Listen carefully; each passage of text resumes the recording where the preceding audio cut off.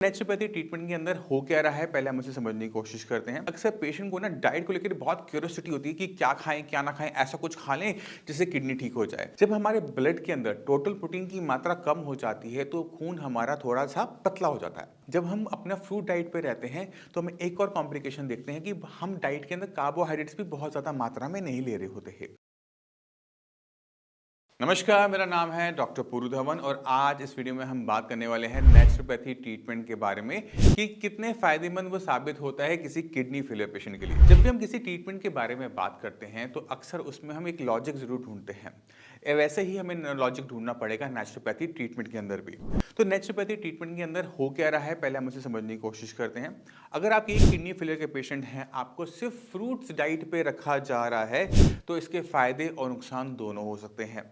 अब फायदे क्या हो सकते हैं, नुकसान क्या हो सकते हैं, उसको हम अभी डिस्कस करेंगे। और अगर हम नेचुरोपैथी के अंदर किसी टाइप की थेरेपी ले रहे हैं, जैसे हम मड बाथ थेरेपी लेते हैं, उसके और फायदे और नुकसान के बारे में हम बात करेंगे। तो शुरुआत करते हैं सबसे पहले डाइट, क्योंकि अक्सर पेशेंट को ना डाइट को लेकर बहुत क्यूरियोसिटी होती है कि क्या खाएं क्या ना खाएं, ऐसा कुछ खा लें जिससे किडनी ठीक हो जाए। और ऐसे ही चीज़ें हम नेचुरोपैथी में देखते हैं कि वो आपको फ्रूट्स एडवाइस कर रहे होते हैं, सिर्फ आपको फ्रूट की डाइट पर रखा हुआ होता है। तो क्या ये किडनी फेलियर पेशेंट के लिए सही है या गलत है, उसको अब हम डिस्कस करेंगे। तो फ्रूट्स हमें क्या देते हैं? फ्रूट्स हमें विटामिन, मिनरल्स और फाइबर अच्छे अमाउंट में देते हैं, तो ये हमारी डाइट का हिस्सा होने चाहिए।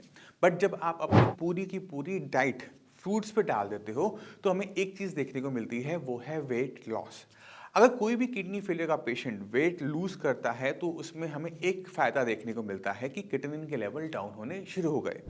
अब पेशेंट को रिपोर्ट देख के क्या लगता है कि ये जो किडनी मेरा डाउन हो रहा है, ये मेरे फ्रूट्स खाने की वजह से हो रहा है, मेरी किडनी अच्छी हो रही इस वजह से हो रहा है। बट फैक्ट क्या है? फैक्ट थोड़ा सा अलग होता है।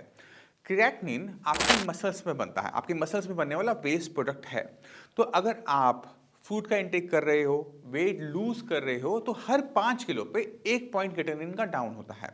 मान लो कि आज आपका वेट 80 kg है, आपने फूड डाइट पे गए और 1 महीने के अंदर आपका वेट 75 kg हो गया, तो क्रिएटिनिन जो आपका पहले 6 था वो 5 हो जाएगा। क्यों? क्योंकि अब आपकी बॉडी में मसल मास कम हो गया। मसल मास मतलब आपकी जो मांसपेशियां कम होने की वजह से अब जहां पर प्रोडक्शन होती थी क्रिएटिनिन की, वो फैक्ट्री ही छोटी हो गई। जब फैक्ट्री छोटी हो गई तो क्रिएटिनिन की प्रोडक्शन कम हुई और इस वजह से हमें रिपोर्ट में एक वेरिएशन देखने को मिलता है कि लेवल हमारे चेंज हो गए। बट क्या यहाँ पर किडनी ने अच्छा काम किया? खुद से आपको ये सवाल करने की ज़रूरत है। तो अगर हमारी किडनी अच्छा काम नहीं कर रही, बीपी मेरा बढ़ा हुआ है, शुगर मेरी बढ़ी हुई है और क्रिएटिनिन डाउन हो भी रहा है, तो क्या वो वहाँ पर लाइफ लॉन्ग रह पाएगा? क्योंकि किडनी फेलियर की जो दिक्कत होती है वो ऑलमोस्ट लाइफ लॉन्ग चलती है मैक्सिमम केसेस के अंदर। अगर आपकी बीमारी लंबे चलने वाली है और आप लंबे टाइम तक खाना अपना टाइट रखोगे, वेट लूज करते चले जाओगे, तो जैसे ही आपकी बॉडी 60 kg से नीचे जाना शुरू करती है नॉर्मली, तो हम पेशेंट में एक दिक्कत और देखने को मिलते हैं, वो है सीवियर वीकनेस। अभी वीकनेस क्यों आ रही है उसको समझने की कोशिश करेंगे। किडनी फेलियर के पेशेंट की बॉडी में बहुत कुछ हो रहा होता है। अगर आपका प्रोटीन इंटेक कम है, जैसे हमने नेचुरोपैथी ट्रीटमेंट में बंद ही कर दिया, तो होता ही है कि बॉडी के पास प्रोटीन नहीं होता हीमोग्लोबिन बनाने के लिए, और हीमोग्लोबिन की कमी की वजह से हमें क्या देखने को मिलता है कि पेशेंट को सांस लेने में दिक्कत आनी शुरू हो गई, एक्सर्शन बहुत हो गई, वीकनेस बहुत हो रही है। ये पहली दिक्कत देखने को मिलती है। जब हमारे ब्लड के अंदर टोटल प्रोटीन की मात्रा कम हो जाती है तो खून हमारा थोड़ा सा पतला हो जाता है। अब आप सोचोगे खून तो पतला ही होता है, खून में एक अपना गाढ़ापन होता है। कभी आपने खून को निकलते हुए देखा होगा ना, तो उसको आप समझ जाओगे कि ये पानी से गाढ़ा होता है। अगर ये थोड़ा और पतला हो जाए तो क्या होता है कि हमारी जो ये नसें होती हैं, वेन्स होती हैं, आर्टरीज होती हैं ना, इसको संभाल नहीं पाती और इनमें से जो फ्लूइड है वो निकलकर हमारे लेग्स में भरना शुरू हो जाता है।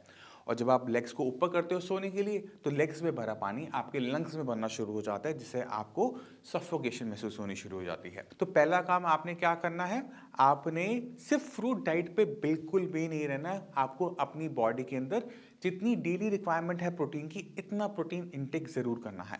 फालतू मत करो, समझ में आता है, मगर पूरा बंद कर दो, ये समझ में नहीं आता। जब हम अपना फ्रूट डाइट पे रहते हैं तो हमें एक और कॉम्प्लिकेशन देखते हैं कि हम डाइट के अंदर कार्बोहाइड्रेट्स भी बहुत ज़्यादा मात्रा में नहीं ले रहे होते हैं। हमारी बॉडी में अगर कार्बोहाइड्रेट्स की मात्रा अच्छी जाती है तो बॉडी कार्बोहाइड्रेट्स को ही प्रोटीन में कन्वर्ट कर लेती है। तो आपको थोड़ा सा अनाज अपनी डाइट के अंदर रखना ही होता है हर कीमत पे। अगर आप किसी भी डाइट से वेट लूज कर रहे हो, क्रिएटिनिन डाउन कर रहे हो, तो इसकी कीमत आपको लॉन्ग टर्म में चुकानी पड़ती है।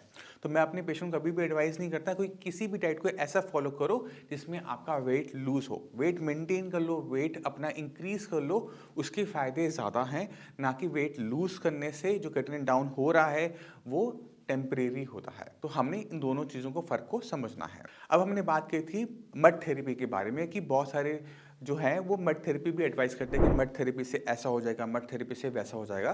तो आपको पहले समझने की ज़रूरत है कि जो हमारी स्किन होती है वो हमारी बॉडी का सबसे बड़ा ऑर्गन होता है और ये हमें हर तरह की इन्फेक्शन से, पोल्यूशन से बचाता है। आपकी स्किन जो है वो वन वे रास्ता है, यहाँ से पसीना बाहर आ सकता है बट यहाँ से कुछ चीज़ अंदर एंटर नहीं कर सकती।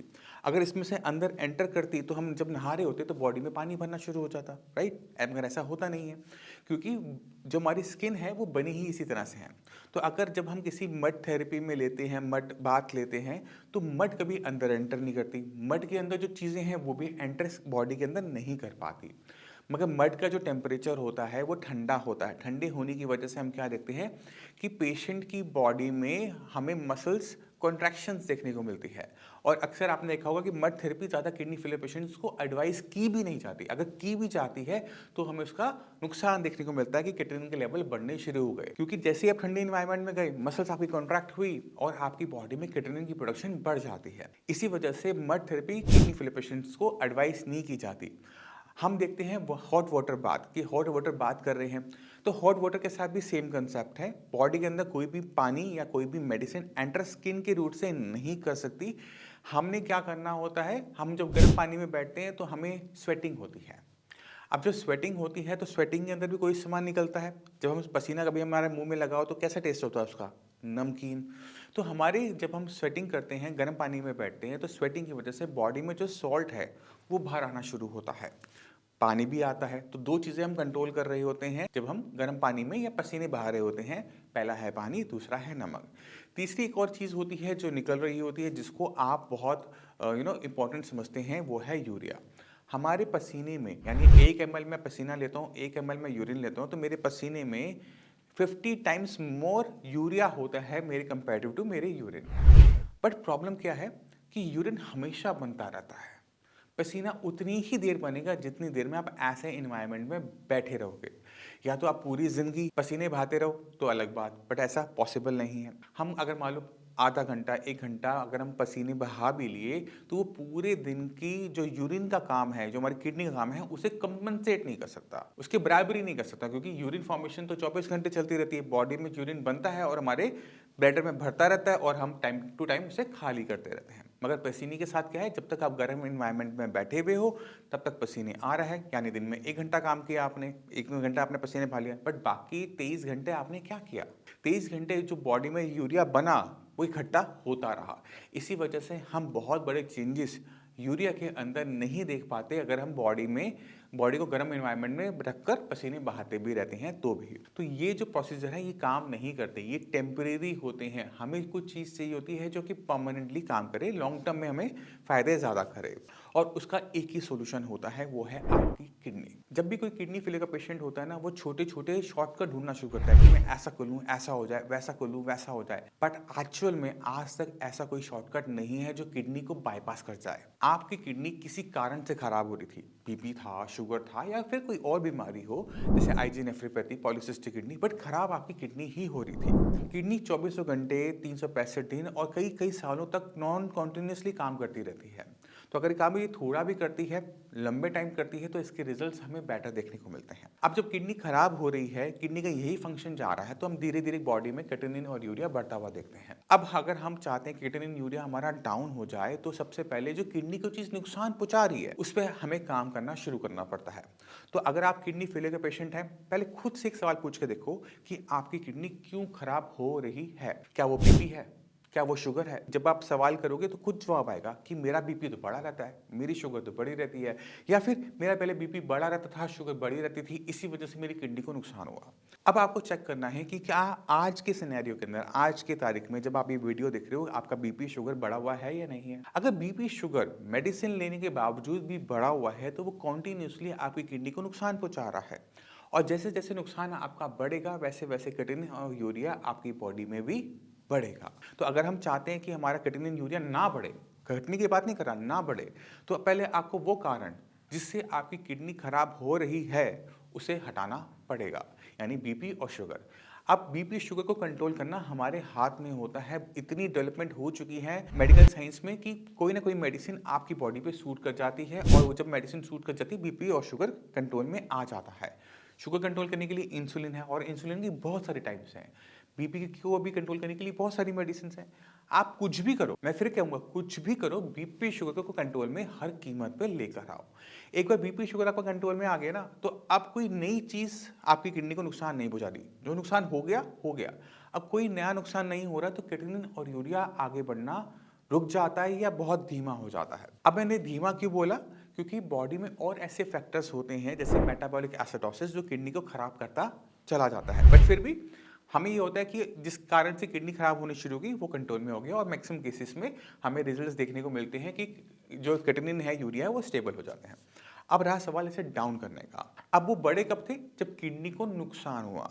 अभी कम कब होंगे? जब किडनी में थोड़ा सा रिकवरी होगी। तो किडनी अगर हम मान के चल रहे हैं कि हमारी 80% काम नहीं कर रही, अगर 80% किडनी काम नहीं कर रही तो क्रिएटिनिन का लेवल 6 होता है। अगर 80% किडनी काम नहीं कर रही तो आप ये सोचो, अपनी किडनी को इमेजिन करने की कोशिश करो, क्या मेरी 80% किडनी मर गई है? खुद से पूछो, काम नहीं कर रही ना। 80% किडनी में कुछ हिस्सा ऐसा होगा जो डेड है, मानता हूं। कुछ हिस्सा ऐसा होगा जो मरने वाला है, मरा नहीं है, यानी वो बीमार हिस्सा है। अगर किसी तरीके से जो जिंदा हिस्सा है, बीमार हिस्सा है, उसको हम काम पे ले आते हैं, फंक्शनल कर देते हैं, तो क्या मेरा क्रिएटिनिन डाउन होगा? हो सकता है ना? तो हम जब भी कोई पेशेंट श्रेयास में आता है, साई संजीवनी में आता है, तो हम उसी हिस्से पे फोकस करते हैं जहाँ पर हम रिकवरी कर सकते हैं। अगर हम किसी भी किडनी फेलियर पेशेंट को 8 पे ट्रीटमेंट स्टार्ट करते हैं, तो हम उम्मीद लेके चलते हैं कि उसका क्रिएटिनिन लेवल 4 तक आराम से नीचे आ जाएगा। अब ये क्यों हुआ? क्योंकि किडनी जो है उसने अपने फंक्शंस को बढ़ाया। जो हिस्सा अब अभी जिंदा था, मरा नहीं था, बीमार था, वो काम करने पे वापस आ गया, और हमें लेवल डाउन होते हुए देखने को मिल जाते हैं।